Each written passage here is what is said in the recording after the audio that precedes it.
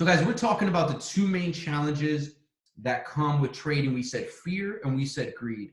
Fear keeps a trader closing trades too early because they're afraid of the loss. They're afraid of losing their winnings, whatever the case may be. And then there's greed, which is you stay in a trade too long because you always want more and it's never enough. How do we overcome fear and greed? You have to have a trading plan. In your trading plan, you need to decide, how do I get in and out of trades and what is my major goal? So if your major goal is 3 to 5% a day, then you need to close at 3 to 5% a day and you need to follow your rules, okay? If your rules are, catch 30 pips, then you need to catch 30 pips. Today we had a trial on this harmonic scanner strategy, and we got like 3 out of 3 trades won, right? And I'm okay with like closing them at about 10 pips. I started realizing, 10 pips is okay to close, even though one went for like 70 pips, right? So it depends on the type of trader you are. But here's the point. Brandon closing early is going to be different than me closing early. Me closing early may be 5 pips, right? Because I wanted 10. But Brandon closing early may be 20 pips because he was going for 40, right? And then the trade actually does the 40. So here's what I would say. Number one, guys, is figure out the type of trader you want to be. Do you want to catch these big moves, or do you just want to get in and out of the market, right? And if you just want to get in and out of the market, then you need to figure out, hey, what is the percentage goals that I need to win per trade and that I'll be okay with if I hit that, and then let everything else go. Okay. So if Brandon, you're up, you have $100 account and you're up $10, that's 10%. And you told yourself 10% was cool, you close it. But if you're not at 10% and you see the trade is going in your direction, why would you close it? You would only close it because you're afraid of the loss. So here's a quick tip for all of you guys. Number one, every trade that you will ever take should have a stop loss. All right, we should all be on point with that. I just identified a head and shoulders pattern here on US 30. Okay, price went up, price came down. Price went up, price came down. Price went up, and that's my entry. And then it went down, right? Actually, it was right around here. So it was, one second. It was like this. Boom. Okay, price went up, then it came down. Boom. And you could have caught 370 points. Let's say you give yourself a little space on this. Again, this is on the 1 hour time frame. Just to give you guys this as an example, the numbers don't really matter. Okay, the numbers don't really matter. Here's what I want you to have in your mind. If this is your trade setup and this is your stop loss, and the trade is going in your direction, and you haven't hit your goal yet, and the trade is not showing you that it's going to reverse, why would you close it? Guys, when you enter a trade, I want you to be at peace, not with the win, but with the loss. Calculate your loss, your risk amount, right? So how many pips are you going to lose on this? Don't just go into a trade and be like, yo, I'm going to do $1 a point, $1 a pip. Don't do that. Like, calculate it, right? I got into this USD CHF trade because it was on steady. Greg was taking it. Greg told me the amount of pips, and I decided on the lot size because I was like, yo, if I lose this on this account, I don't care. It's going to make me that. Cool. I'm willing to lose this to make that, right? And now I'm in profits. I'm not touching that. Why? Because I'm letting the trade do its thing. Here's another rule. Don't sit there and look at the trade once you're in it. If you have a stop loss, let it go. Like, forget that it's even in there. You can check up on it every once in a while, but let the stinking thing go. Because what happens is, if you let those numbers that are on your screen phase you, like mentally, it does a job on you. So figure out your stop loss. If the trade had a stop loss, like from steady, if you measured how much you were going to lose on that trade, don't close early unless you hit your target. Now, you don't, maybe take profit one. Is it necessary? Because if your goal was, okay, I want to grow my account 10%. If I have $1,000 account, once I make $100 today, I'm in. That trade goes over $100. You don't have to stay in there, close it. That's fine. You made your money. This is how people in our organization have gone over $100,000 because when they hit their goal, they closed. They don't care about what they didn't make they close when they hit their goal. So it goes back to two things. Number one, have a trading plan. In that trading plan, have your goal listed so that you know what your goal per day is. And once you hit your goal per day, stop trading. Stop trading. Okay. Don't get back in the market, and you can feel free to stay out of the trades. Okay. And then step two is when you are getting into a trade, figure your stop loss amount, calculate that by how much you're willing to risk, right? So if it's 30 pips at 10 cents, you're risking about $3, give or take, right? If you've got a bigger account, 50 cents, 30 pips, you're risking $15, right? So calculate how much you're willing to lose and then let the thing ride. Don't be closing it early, because here's another thing that happens. I learned this from Chance and Samantha. The challenge a lot of people have is they close trades too early, or check this out, right? They close trades too early, and what happens is this: you have a risk to reward ratio.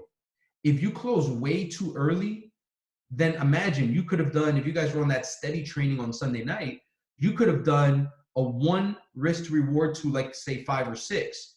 But if you close it when it was only like a 1-to-1, well, in the very next trade, if you lose it, you killed all your winnings. But if you let that trade ride and it gets to that 1-to-5, 1-to-6, 1-to-7 reward ratio, you let it smack the TP, now you could lose the next 4 or 5 trades and you still at least at break even, if not in profit. So the point is, guys, when you have a stop loss, be willing to lose it in order to gain. And number two is find out what your goal is and then close your trades based on your goal, not based on fear or greed. Okay? I hope that gives you guys some value. Let me see. Yo! No, you didn't. Yo, Andrew. Andrew just took this trade and bagged 500 pips. Guys, drop a 111 in the chat for Andrew. He just bagged 500 pips on this trade that I called out right here. Let's go, Drew. Love you, bro. You're a freaking animal. You're a freaking animal. Let's go. All right, let's see what else we got. Oh, I love you guys. This is good. This is good. This is good. All right, let's see. All right, any other questions on that, guys, on closing out too early? Sheesh, they're blowing you up, Andrew. Let's go. We got 55 people on this call. Let's go. All right. Let me keep looking. Let me see. Any other questions on that? All right. I got to move on, guys. There was a lot of questions. Let's try to get as many as we can, and then I got to turn it over to Andrew. All right. Kevin, I'm going to start with you. This is a good question, all right? Kevin says, Steve, how do you know what to look at the chart? Basically, the question is, what's in the chart? Basically, I know what's in the chart, but I don't know where to start. Okay, so let's go to Euro USD. All right. So when you get here, guys, look, first of all, make sure you're going on Go Live. Okay. Now, here's what I'll tell you. There's no easy answer to that question, Kev. And here's why. You're going to look for something different than me. Andrew's going to look for something different than me. And Greg is going to look something different than both of us, right? But here are a few main things that most people look for. I open the chart up, and immediately what I want to know is, what's the trend? If you guys have heard, the trend is your friend, right?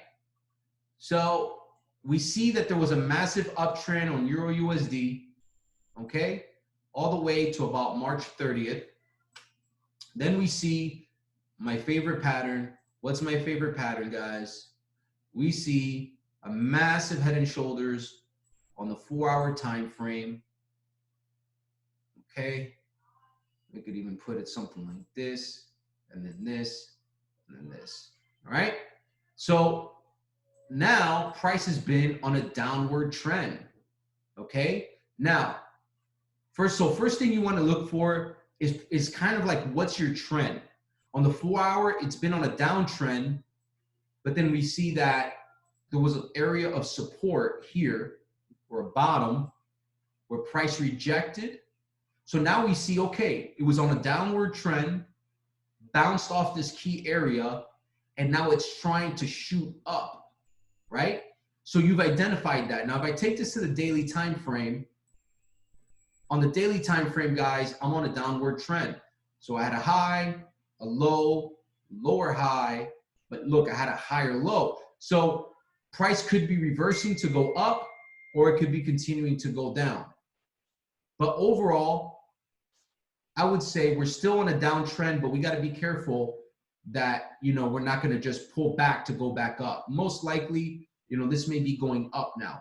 So identify the trend, okay? Really what I look at, I look at things a little bit more simply. I'm just looking at where the wicks, right?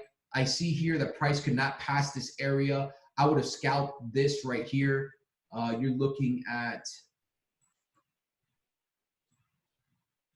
40 pips, 45 pips. For me, I'm cool with 45 pips. I ain't trying to catch, if I catch 200 pips, that's cool.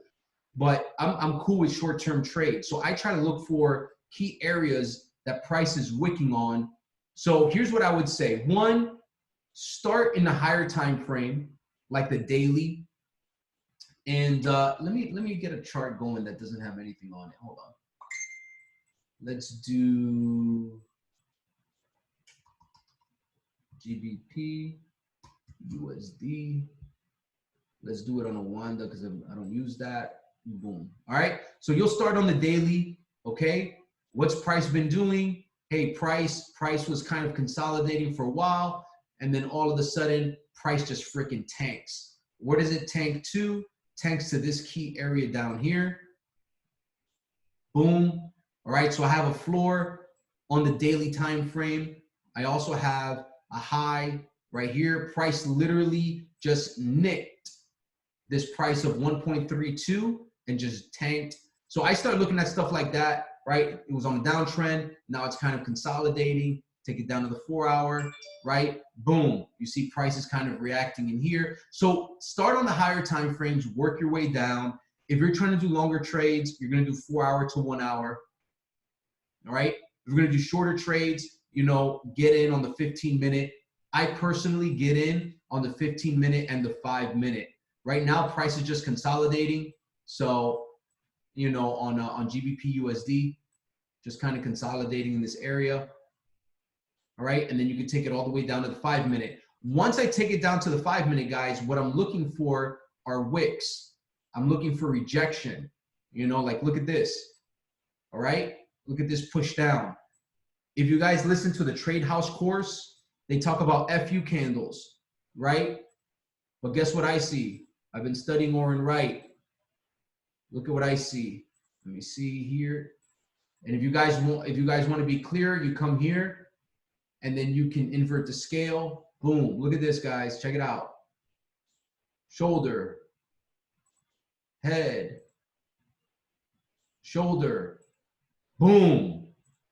Invert it back, bam, major buy right there. So I look for wicks and then I look for head and shoulders, okay? So wicks, like in an area, like for instance here, like let's say I was looking in this area here for whatever reason, right? I'm looking in this area here.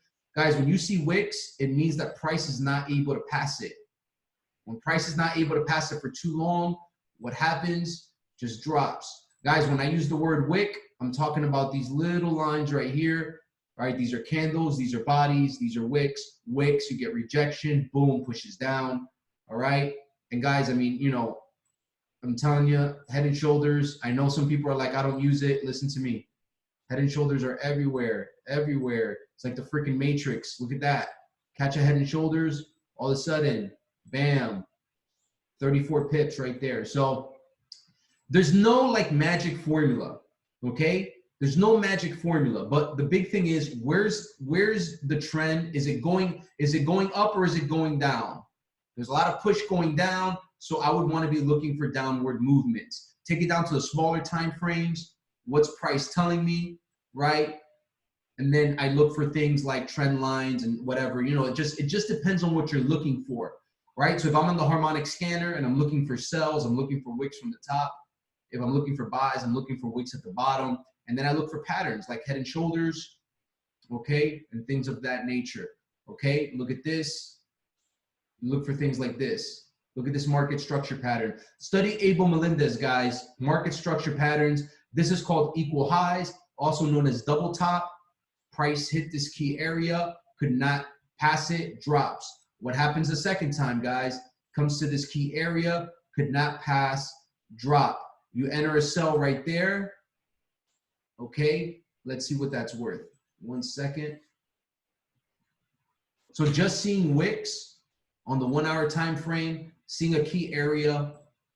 I said that it was on a downward trend on the daily time frame. That's over 250 pips right there. On $1 a pip, that's $250, $270 if you ride that thing all the way down.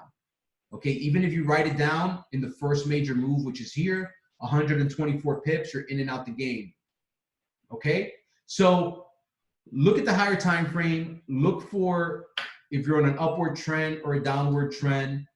Then you begin to look for market patterns. You begin to look for support and resistance. Okay, and then really what happens is this is where you get to start, you know, finding your strategy, like what you look for, right? Like I have certain things I look for. So I'm trying to give you a general thing so I don't lead you into my direction. I want you guys to be going on these Go Live educators and see how they do it. At 10 o'clock, Justin Adams is going to have,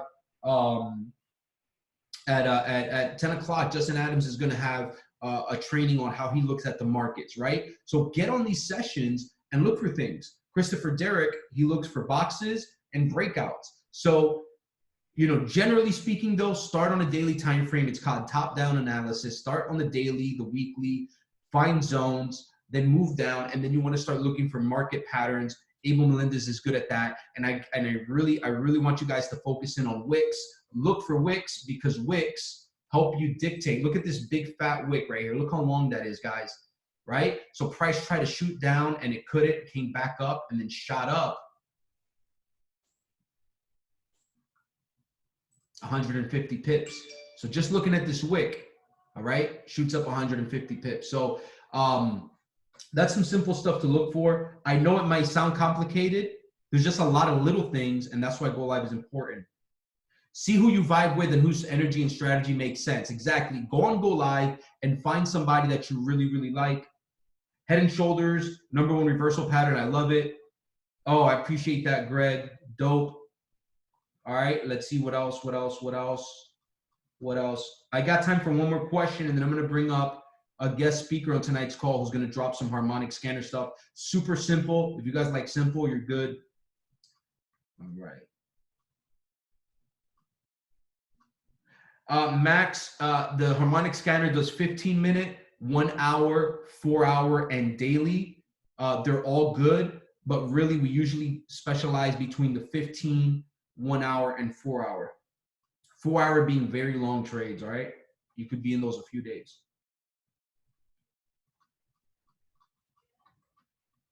Gonna answer, let me see if I can get a quick answer here. Kevin, I hope that helped you, okay?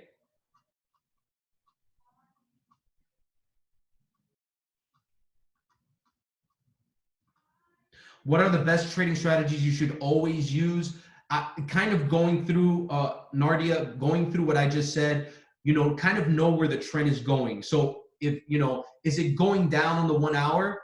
If price has been going down on the 1 hour, then you probably want to get into sells more than buys, okay? Yes, the daily time frame matters, but let's say you're going to trade on the 5-minute, the daily time frame doesn't matter as much, okay? But if you're doing the 4 hour, you definitely want to see, are you in a downward trend on the daily, okay? So kind of always look at kind of where direction of market is going, important. I would say always look for support and resistance, always look for wicks, okay? You know, and just draw. I mean, guys, there's lots of cool tools here. What I would just say is just start drawing stuff. Like, don't be scared. There's no, I think the biggest thing I would tell you guys is don't be scared of like just doing stuff. Cause I think it's like, oh, I don't want to do something dumb. It's like, there's nothing dumb. You see price was there and price was there. Now you got a trend line. You see prices here and prices here. Now you got a trend line. Guess what that is, guys? Well, that's a channel. Now, check this out. Oren Wright put me onto this. I'm OCD, and I know that this is not exactly the same direction as this one, and it kills me. So you know what Oren Wright does? He clones it, and now it's the same exact symmetrical line, and now you just come here and you just place it. And this is how he does channels. All right, so now that's symmetrical, right? And then you could even tuck it a little tighter there. Yes, it came out a little bit, but here's a wick there, touch there, close there. So now you got two trend lines, and now you can trade within that trend line. And then once it breaks out, it never comes back. And I don't care if people don't like trend lines. I've learned over time, trend lines do make sense, especially if they break out of a trend line. They don't usually come back, and you can catch those sells or those buys. So looking for basic market stuff is always important. When is a good time to move from demo to real account? Luisa says, I'm still on demo. When you're making money on demo and you know why you're making money. Because I've had a lot of people, they just enter trades. And it's like, Steve Max, look, man, I made 20,000 on my demo. Yeah, but you put $500 a pip, and you're only catching 2-3 pips, and you don't even know why you're catching them. So what I would say is move to real money when you're making money on demo consistently, and you know kind of why. You found a strategy or you found a product that you're vibing with. And what I would say is when you're trading consistently, on a daily basis, and it's making sense, that's when you should go to a real account. And start with a small account, guys, $50, $100.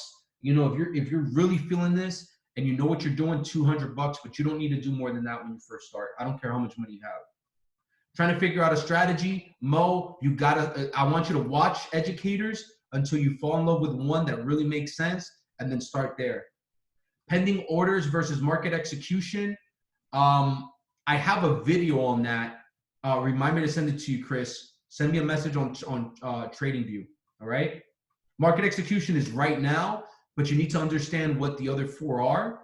And I'm not, most of my guys are not using pending orders anymore. They're more riskier because you're not looking at the market, but I will show you. I have a video on that.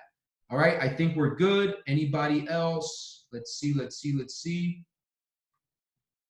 Risk to reward ratio for beginners, no such thing. There's only good risk to reward or not so good risk to reward. Try to always do at least a 1-to-1 risk to reward. That's 20 pips to catch 20 pips. But ideally, try to find trades that you're 1-to-2, 1-to-3, 1-to-5, 1-to-6. Honestly, guys, steady is killing it. I would be going with steady. Watch the steady educators because their risk to reward is amazing. Scalping strategies, unfortunately, don't always give you that luxury of giving you that big, but always go for at least a 1-to-1. All right. What is the main spread between stop loss and take profit? Not sure what you mean, bro. It depends on per trade. I would look at the market or go by the product. All right. Let me see. Compound effect, parallel channel trading view with this, our money center pressure restart trades. Vanessa, every day and every moment, whenever it comes, it comes. All right, guys. So listen, I'm gonna stop there because we have to actually get off this call in about 15 minutes because we've got a social media call that's gonna happen. So what I'm gonna do, guys, is I want to bring somebody up to give you guys a little sauce on our harmonic scanner strategy. This thing is action-packed. It's actually very, very good. We've had traders, 6-figure traders in the organization utilizing this strategy. So I want you guys to really focus in on this because it's simple and straight to the point, and you can start practicing on demo today.